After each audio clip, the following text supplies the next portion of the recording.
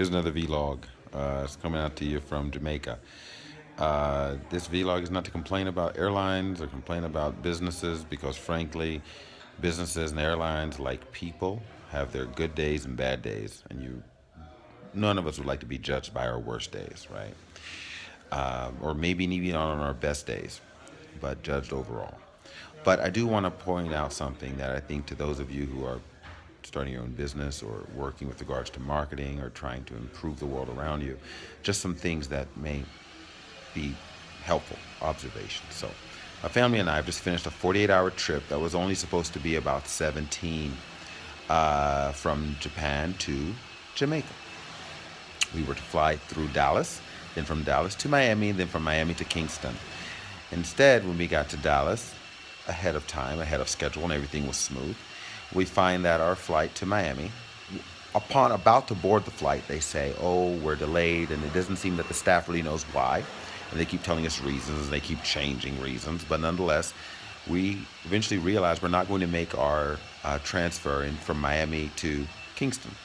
So, like a bunch of us, many of us who are going to miss our flights or miss our transit flights, we wait in line and we listen and try to ask them, are there any options we can have? And a wonderful woman by the name of Ro, who works for American Airlines, should be given a medal for not only how she treated us, but how she treated the people in line. I was watching people as I was in line, and I could see that. That's the woman I hope to wait on me, because she really, I think everyone was doing their best, don't get me wrong, but the way she did her best, you could feel that she was doing her best, right? She's good. She's quality. Yeah, good people. Now, what I want to say though is, we got our flight. We found that we would be transiting through Panama. So I got to see Panama City before coming to Jamaica. So Sasha and I knew that we were okay. We weren't going to be delayed days on end like some people.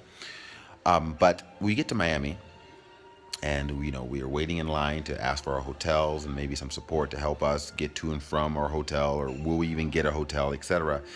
We're waiting in line for an hour, 2 hours or so. There's hundreds of people in line behind me. There's dozens in front of me, and it's going to be a long night for people. I didn't get to the front of the line until maybe 11 o'clock. Got there around 8:30, so I was waiting for a while, and there were still hundreds of people behind me, line to strict forever. Anyway, the point about customer service. I was sitting there thinking, because my job is regarding engagement and marketing and how do you make people love your business. I said, if someone from American Airlines had come out and said, everybody, you know, here's a here's something we're going to offer you, something special, something to wow you during the holiday season. You would have had 1,000 people, probably 1,000 people in all were in the line at the end of the day, would have said, American Airlines, they had a bad day, but when the bad day happened, they let me know, right, that they were going to do their best for me. They wowed me, something that a lot of companies have been trying to sort of do. We would have went and told all of our friends, if you're traveling on American Airlines, you may have trouble with them, but they will take care of you. Those wow moments. It's not a case of waiting for your client to come to you and say, I have trouble, help me. But to perceive, wait, there's trouble here. There's 1,000 people in line. All of them have different troubles, different points of view, different attitudes, and Lord knows some of those attitudes are going to be negative. But proactively know that all human beings want to know that they're special. They all want to feel as if someone's got their back, whether it's their family, their friends, whomever, right? From a marketing standpoint, from a service standpoint, from a friendship standpoint, right? It would be in your best interest, the best interest of your business, the best interest of your friendship, the best interest of your relationship is to proactively go out and let someone know you've got their back. So for those of you in the holiday season, it was 48 hours. It was tough.